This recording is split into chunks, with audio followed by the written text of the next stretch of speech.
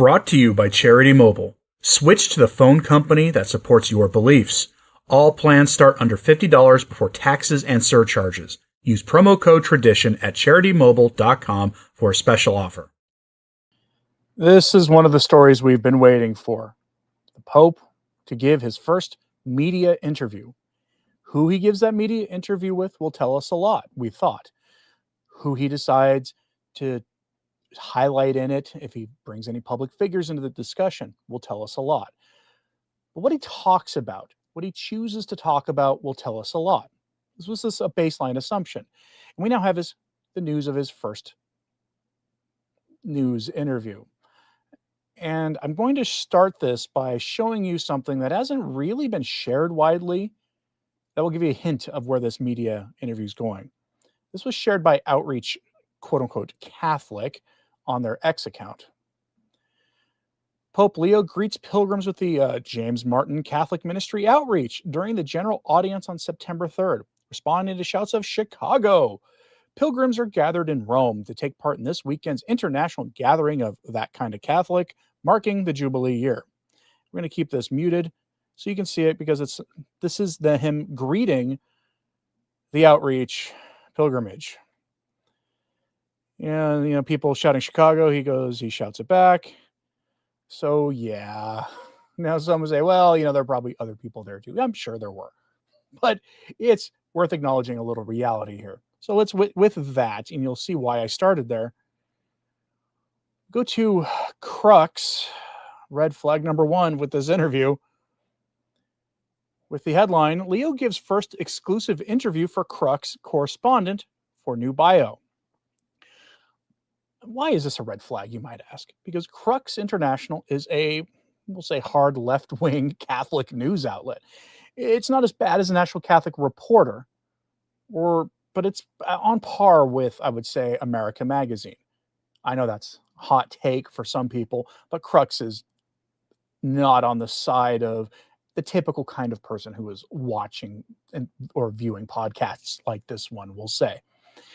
But they have a veneer of mainstream news credibility to them. But they are on the same page as America Magazine when it comes to questions of theology. They are very, very progressive in their standing, unfortunately. And yes, there are conservative news outlets. If he had given his first interview to, say, EWTN or the National Catholic Register, that would be different. And that would be maybe a more positive sign, even though the Register and EWTN aren't exactly the most conservative outlets either, but they're not like Crux. Let's go over this article. A lot of it sounds fine until it doesn't. Penguin Random House announced Monday that notoriously media-shy Pope Leo XIV has given his first ever papal interview to Crux senior correspondent Elise Ann Allen as part of her new biography on the pontiff. Titled Leo XIV, Citizen of the World, Missionary of the 21st Century, the book will be published by Penguin Peru in Spanish September 18th and will be available in bookstores nationwide. English and Portuguese editions of the book will hit bookstores in Spain, Mexico, and Colombia this fall, will be released in early 2026. Select excerpts of the Pope's interview will be released in Spanish and English September 14th ahead of the book's publication. And trust me on this, September 15th, we'll be talking about this. Since his election of the papacy May 8th, history's first North American pope and the first pope to hold Peruvian citizenship has emerged as a quiet personality who was cautious but decisive. His interview with Allen, conducted in 2 hour and a half long sessions for a total of about 3 hours of conversation, is the first he has given since stepping into his new role as leader of the world's 1.3 billion Catholics. Now, as an aside, I don't mind at all that he hasn't flocked to the media and given them lots of attention. When he eventually takes his first foreign trip, I really hope that he doesn't sit there and have an airplane press conference like his predecessor. That would be refreshing. Let's continue. An initial interview discussing the Pope's life, missionary experience, and ecclesial career was conducted July 10th at Villa Barberini, the papal summer residence in Castel Gandolfo. A second interview discussing matters of contemporary importance, here's the key, both in the church and in global affairs, was held at Pope Leo's residence inside of the Vatican's Palazzo Santa Ufficio July 30th. A new chapter in the history of the Catholic Church is about to begin. With the election of Robert Prevost as Leo XIV, the world is preparing to discover him and the traces of his past that will illuminate the direction his pontificate will take, said a September 8th press release from the publisher announcing the book and the interview. The book, the statement said, introduces the Pope to the world by tracing, quote, a complete and unprecedented profile of Pope Leo XIV, from his childhood in Chicago to his years as a missionary in Peru and his key role in the Vatican. It goes into some testimonies from people who worked with him and from his friends. Now let's get into some of the eyebrow-raising stuff. He also discusses his role as prior general of the Augustinian order, as Bishop of Chiclayo, and as prefect of the Vatican's dicastery for bishops. He describes his relationship with Pope Francis and shares personal impressions of how his own election to the papacy. Looking to the future, Leo shares his perspective on being the first American and Peruvian pope, his understanding of the role of the papacy, and the importance of building bridges of dialogue, as well as his approach to current geopolitical issues such as the two wars capturing the world's attention, the Holy See's engagement with China and the United States, and Vatican finances. Pope Leo also offered his perspective on key internal church matters such as the Ted McCarrick problem, synodality, the role of women in the church, and the inclusion of James Martin types, and the importance of ecumenism and interreligious dialogue. So that's red flag number 2. He doesn't need to talk about the James Martin stuff at all. I'm not really sure what he'll say about the role of women in the church. I suspect he'll say exactly what Francis did. Greater inclusion in the life of governing the church, but no ordination. That is my expectation. Of course, we already know what he'll say about synodality. He has said a lot about synodality, none of it really reassuring. And I expect ecumenism and interreligious dialogue will be a perfect echoing of Vatican II's errors on those subjects. Here's your third red flag. Quote, Elise Ann Allen has given us a masterful and amazing intimate portrait of our new pope, said celebrated papal biographer Austin Iveray, whose biography of Pope Francis, the Great Reformer, became a global point of reference for the Argentine pontiff. Now, Austin Iveray, you might wonder, why is he a red flag? I have in the past described him as a professional Francis fan fiction writer. He was one of the leading voices for the English-speaking world about all things Francis, promoting propaganda to elevate Francis in the eyes of Catholics and in the eyes of the secular world. He is the man who, as a hobby, when he's home in England, decides he is going to call up the Vatican's offices, because he's very deeply connected in the Vatican, working in the communications office there. But he has this hobby of calling up the liturgy office in Rome to rat out when the local traditional Latin Mass parish isn't following Traditionis Custodes to a T. And I believe he even got a local TLM parish shut down himself through his ratting of them out. He is a strident defender of everything James Martin. He is a modernist, and a virulent propagandist.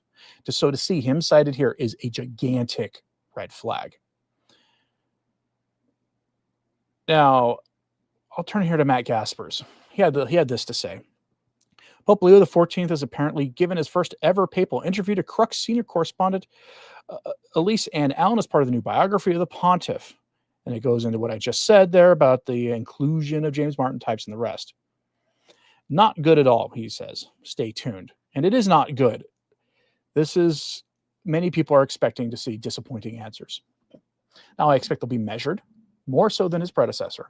And I expect they'll be delivered with a little more, we'll say, diplomacy and pleasant sounding language than his predecessor. Francis was a blunt force instrument compared to Leo XIV.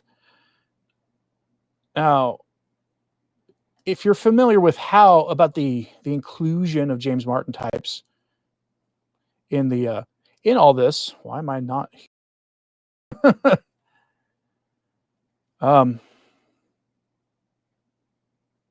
There we go.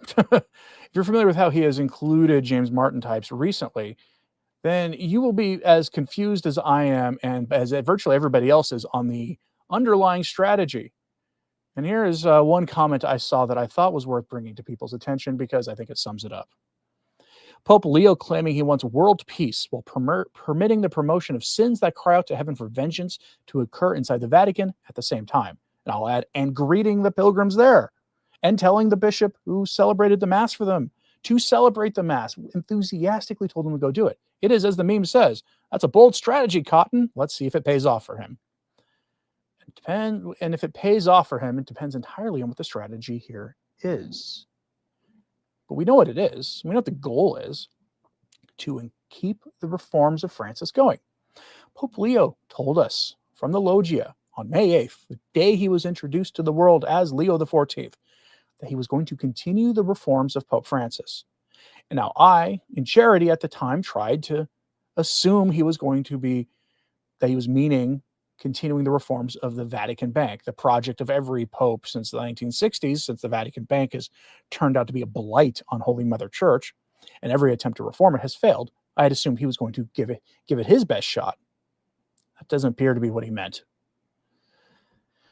He speaks a lot about synodality, ecumenical dialogue, and of course, ecological conversion. And those, I fear, are what he means by the reforms of Francis, meaning the entire program of Francis.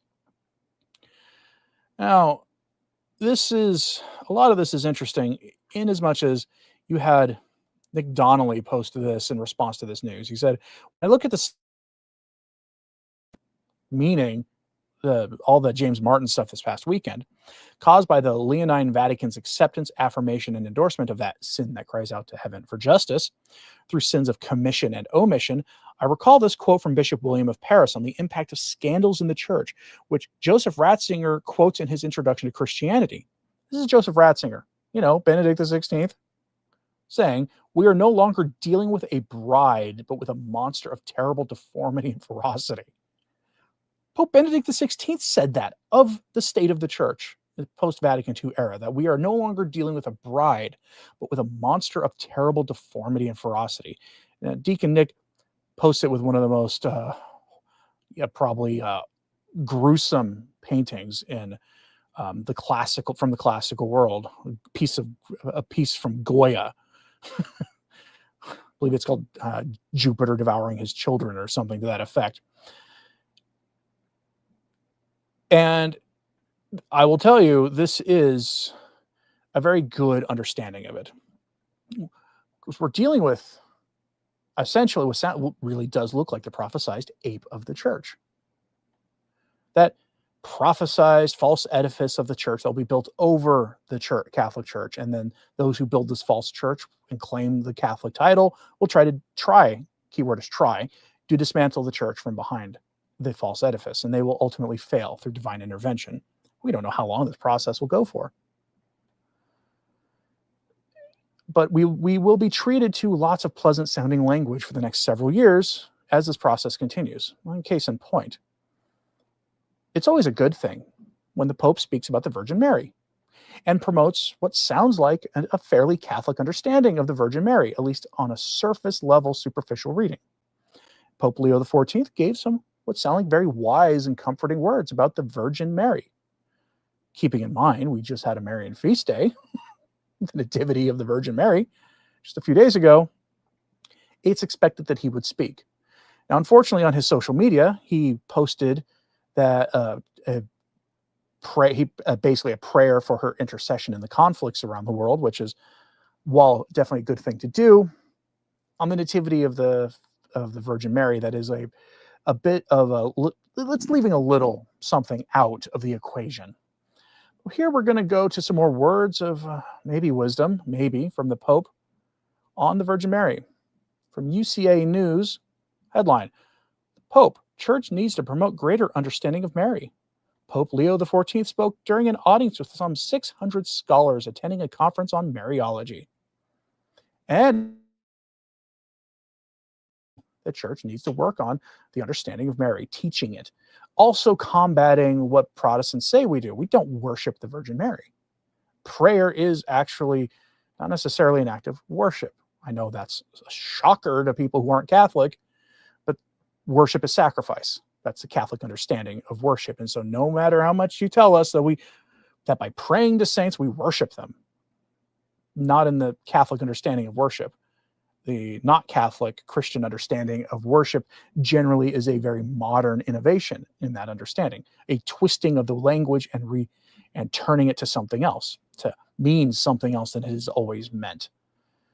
Now, you might think, well, why is this story kind of a red flag? Well, I will show you, because what does they mean by understanding Mary? We'll go from here. Quote, in his address, Pope Leo underlines the Pontifical Academy's importance as being, quote, a forum for thought, spirituality, and dialogue, tasked with coordinating the studies and scholars of Mariology in the service of a genuine and fruitful Marian piety. The Virgin Mother, Mary, Mother of the Church, teaches us to be the holy people of God, he said. Mary is always ready to respond by first listening to the word, he said. He highlighted St. Augustine's warning against praying to Mary to hear what one wants to by quoting the saint. All consult you about what they want, but they do not always hear the answer they want. Your most faithful servant is the one who does not seek to hear from you what he wants, but rather to hear what he hears, but rather to want what he hears from you. And then it goes on to this.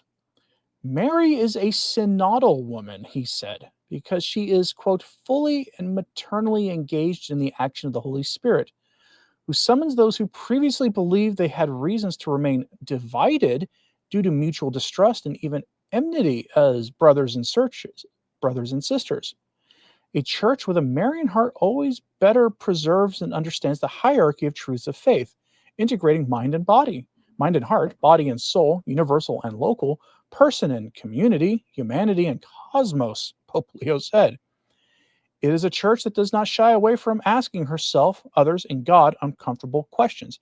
How shall this be? And to walk with demanding paths of faith and love, he said. A Marian piety and practice oriented toward the service of hope and consolation frees us from fatalism, superficiality, and fundamentalism. Hello, Francis. It takes all human realities seriously, starting with the least and the discarded. It contributes to giving voice and dignity to those who are sacrificed on the altars of ancient and new idols, he said. Since the vocation of the Mother of the Lord is understood as the vocation of the Church, he said, Marian theology has a task of cultivating in all the people of God, first of all, a willingness to start afresh with God, his word, and the needs of our neighbor with humility and courage. It must also cultivate the desire to walk toward the unity that flows from the Trinity in order to bear witness to the world, to the beauty of faith, the fruitfulness of love, and the prophecy of hope that does not disappoint, he added. Contemplating the mystery of God and history of Mary's inner gaze protects us from the distortions of propaganda, ideology, and unhealthy information, which can never speak a disarmed and disarming world, and opens us to divine gratuitousness, which alone makes it possible for people, populations, and cultures to walk together in peace, he added. This is why the Church needs Mariology. It should be considered and promoted in academic centers, shrines and parish communities, associations and movements, institutes of consecrated life, as well as in places where contemporary cultures are forged, valuing the limitless inspiration offered by art, music, and literature. End quote. Now that's interesting. Mary is a synodal woman. Now, he included a lot of things that are absolutely true in Catholic teaching. But errors are never easily sold to people and not surrounding them with truth. This is why many of us are watching carefully for what he says next. Let me know what you think of this in the comments, please. Like and subscribe if you haven't. It does help. Sharing this on social media helps too. Please pray for Pope Leo. I'm not trying to make you angry at him. Pray for him. For anybody else that we may have spoken about today in a negative way. And as always, ladies and gentlemen, pray for the church, because the church is in crisis and does need your prayers. I'm Anthony Stine. Ave Maria.